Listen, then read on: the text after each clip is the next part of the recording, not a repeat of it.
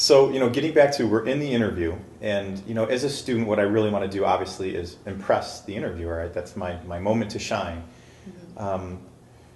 I want to sell myself, obviously, but I don't want to oversell myself. I don't want someone to feel like I'm coming across the wrong way. So, how do you achieve balance? How do you bring Yes. the great attitude, great enthusiasm without being overly enthusiastic?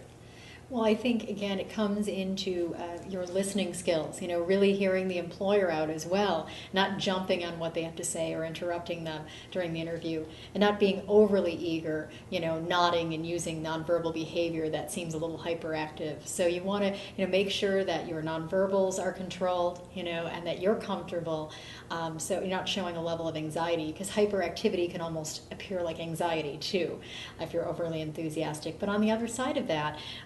Also giving a balanced perspective of your approach yourself and speaking to your strengths and your weaknesses, giving a candid and balanced view of who you are as an individual in all ways, not just feeling like you have to tout your strengths and your merits, but also being very honest about your weaknesses and not just giving a canned response like, well, I'm a perfectionist or I'm an overly hard worker and achiever. You want to really talk about your weaknesses genuinely and then give a corrective action for how you've been able to transcend the weaknesses, how you've been able to work on them.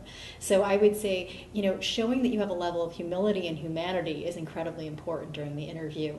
You're a real person. You're not a wind-up, you're not a robot Yeah. that just is constantly, indefatigably performing, but that, you are a real and I think that candor helps the interviewer as well to really see you as a real person. Totally So I agree. think having a level of candor is important. I think also when it comes, you don't have to just recite all of your strengths in great detail or recite 200,000 strengths. Pick 4 or 5 key ones and capitalize on those and give succinct examples of how you've demonstrated those strengths. Got So it's it. picking what's most important as opposed to just giving them the whole, the kitchen sink kind of approach, Yeah. Yeah. So tell fewer stories that are maybe more powerful to maximize your strengths Yes, and instead of just shotgun approach. exactly. Okay. More compelling, correct.